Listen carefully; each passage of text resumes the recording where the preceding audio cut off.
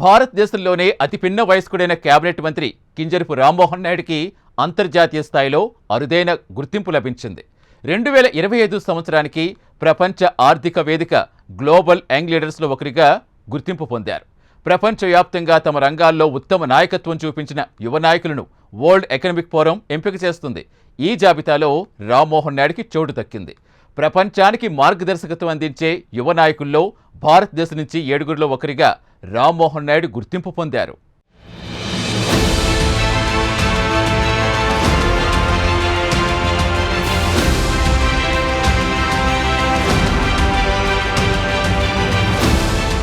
కేంద్ర కేబినెట్లో యువ మంత్రిగా దేశవ్యాప్తంగా గుర్తింపు పొందిన కింజారపు రామ్మోహన్ నాయుడు మరో అరుదైన ఘనత సాధించారు.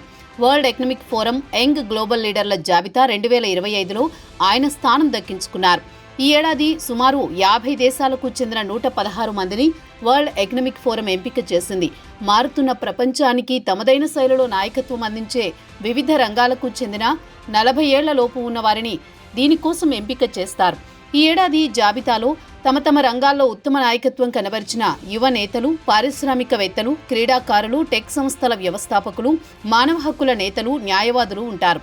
ఈ జాబితాలో ఈ ఏడాది భారతదేశం నుంచి 7గురు చోటు దక్కించుకున్నారు.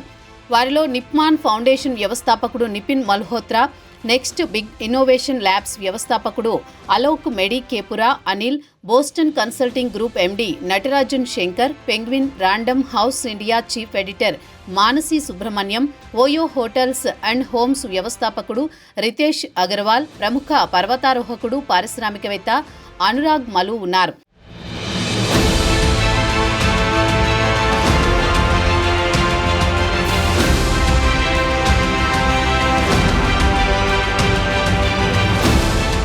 ఎర్రన్నాయుడు కుమారుడిగా రాజకీయ అరంగేట్రం చేసిన రామ్మోహన్ నాయుడు పార్లమెంట్లో అనర్గళంగా మాట్లాడగలిగే నేతగా దేశవ్యాప్తంగా గుర్తింపు పొందారు. 26 ఏళ్ల వయసులో లోక్సభలో అడుగుపెట్టి తనదైన ప్రసంగ శైలితో దేశ ప్రజల మన్ననలు అందుకున్నారు. ఇక ప్రధాని నరేంద్ర మోదీ కేబినెట్లో యువ కేంద్ర మంత్రిగా పౌర విమానయాన శాఖలో ప్రత్యేక ముద్ర వేస్తున్నారు. యంగ్ గ్లోబల్ లీడర్గా ఎంపిక కావడంపై గొప్ప గౌరవంగా భావిస్తున్నానన్నారు.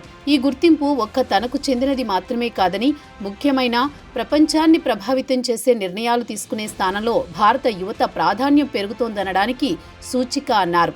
నిజాయితీ గల నూతన ఆలోచనలు, సమగ్రతతో ప్రజలకు సేవ చేయాలనే తన బాధ్యతను మరింత గుర్తు చేస్తుందన్నారు.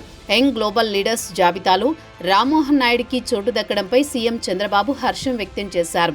దేశానికి, ముఖ్యంగా తెలుగు ప్రజలకు ఇది గర్వించదగ్గ సమయమని, మున్ముందు రామ్మోహన్ నాయుడు మరిన్ని విజయాలు సాధించాలని ఆకాంక్షించారు. మంత్రి నారా లోకేష్ కూడా రామ్మోహన్ నాయుడికి అభినందనలు తెలిపారు.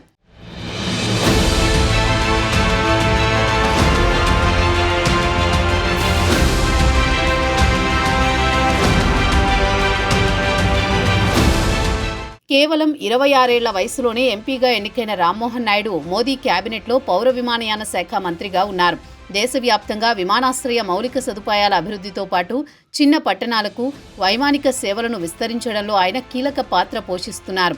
చిన్న వయసులో రాజకీయాల్లోకి వచ్చి ప్రజా సమస్యలపై నిరంతరం పోరాడుతూ అంచెలంచెలుగా ఎదిగి ఇప్పుడు ప్రపంచ వేదికపై గ్లోబల్ లీడర్గా గుర్తింపు పొందడం స్ఫూర్తిదాయకంగా కనిపిస్తోంది.